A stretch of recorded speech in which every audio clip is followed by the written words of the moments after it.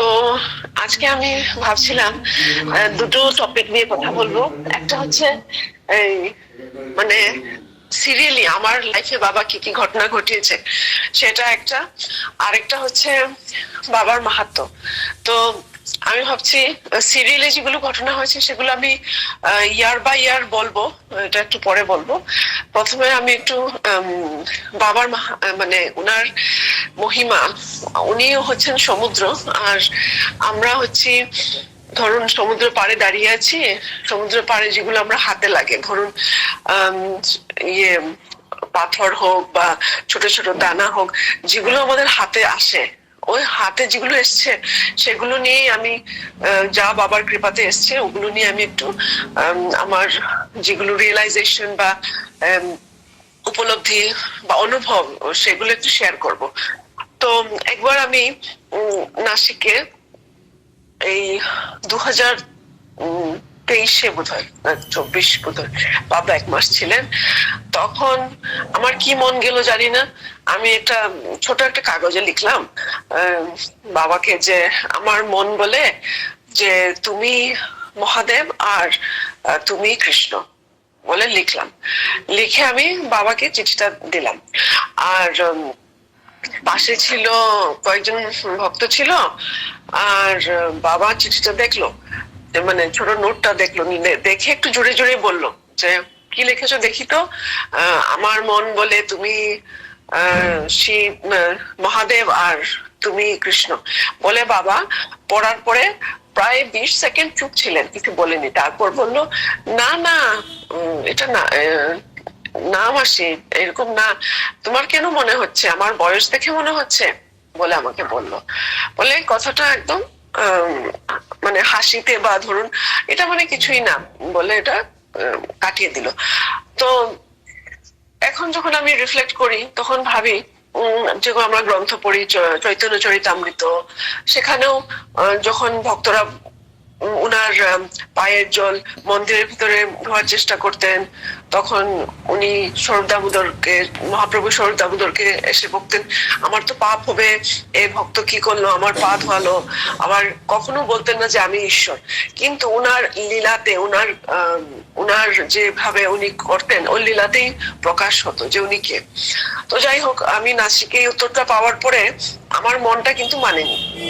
তো আমি তার একদিন পর, না সেদিনই না পরের দিন, আমি একখানটায় আমি লুকিয়ে বসে আছি, মানে জব করছি, কিন্তু আমি ঠাকুর ঘরে, ওদের একটা রুমের একটা ঠাকুর ঘরে একটা কোণা ছিল, সেখানটা আমি বসে জব করছি। হঠাৎ আমার মন বললো যে যদি বাবা যদি সত্যি ঈশ্বর হয় তাহলে বাবা আমাকে বের করবে, খুঁজে বের করে আমি কোথায় আছি, আর এক্ষুনি বের করতে হবে আমাকে, তাহলে আমি মানবো যে উনি কি। এই কথাটা মনে আসলো উইদিন 20 সেকেন্ড, 20 সেকেন্ড কি 30 সেকেন্ডের মধ্যে বাবা আমার সামনে এসে হাজির হলো। একদম আমার সামনে এসে বললো মাসি আসো, সেবা করবে আসো। তো আমার মানে বাবাকে দেখে খুব খুশি হলাম মনে মনে, যে মানে কারণ আমি তো মালা জপ করছিলাম, আর আমি মানে এক ধরনের মালারই কসম খেলাম যে তুমি তো মিথ্যা কথা বলবে না, বাবা হয়তো ছল করতে পারে কিন্তু তুমি তো মিথ্যা কথা বলবে না, তুমি বাবাকে আমার সামনে নিয়ে এসো যদি উনি সত্যি ভগবান হয়, এরকম। তো দেখে বাবাকে আমি খুব খুশি হলাম, তবু আমি কিছু বলিনি। তা এখন যখন আমি অনেক মহাপুরুষদের মুখেও শুনি, একটা হচ্ছিল আমরা বালক বাবা।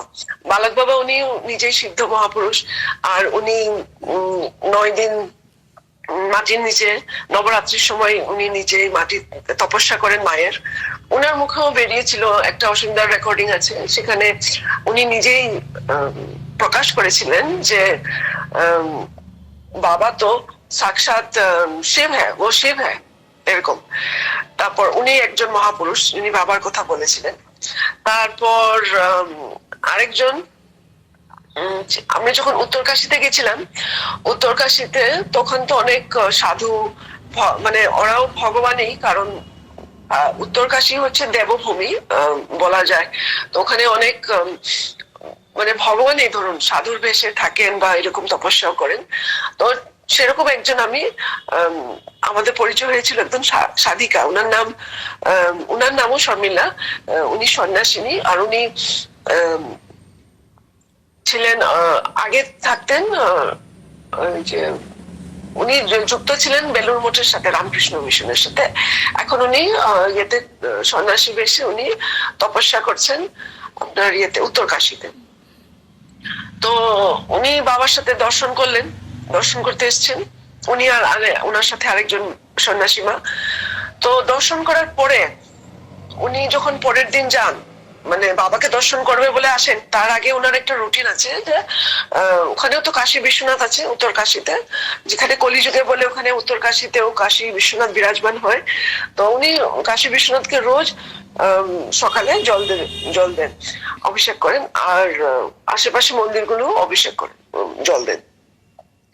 তো উনি যখন সকালে গেলেন ভগবান মানে কাশী বিশ্বনাথের উপরে জল দিতে, উনি মহাদেবের শিবলিঙ্গকে রোজ দেন, একটা রুটিন আছে, ওনাকে পূজারীরাও চিনতে পারে, কিন্তু সেদিন সকালবেলা গিয়ে উনি জল ঢালতে পারছেন না, একদম লিঙ্গকে দেখে দাঁড়িয়ে আছে। তো ওনাকে ইয়ে পূজারী বলছে, আপনার মা আপনার কি হলো, আপনি দিন জল দিন। তারপর অনেক কষ্ট করে উনি জল দিল। একই অবস্থা হলো হনুমানজির কাছে, একই অবস্থা হলো মায়ের কাছে, যখন ওনার কাছে আরেকজন আরেকটা মন্দির আছে যেখানে ত্রিশূল আছে আর মায়ের বিগ্রহ আছে, ওখানেও জল দিতে গিয়ে তো কি দেখছেন, কেন উনি স্তম্ভিত হচ্ছেন, যেখানেই যাচ্ছেন বাবাকে দেখছেন, শিবলিঙ্গের উপরে দেখছেন স্বামী শিবানন্দ বাবা বসা, তারপর মায়ের কাছে দেখছেন স্বামী শিবানন্দ বাবা বসা। তো উনি খুব বিভ্রান্ত হলেন, তারপর উনি কনফিউজড হয়ে লাস্টে বাবার কাছে আসলেন, এসে বললেন আমি তোমার সাথে একটু সময় একা চাই, আমি কয়েকটা প্রশ্ন আছে জিজ্ঞেস করবো। তারপর উনি তো বাবার সাথে উনি একটু সময় স্পেন্ড করলেন।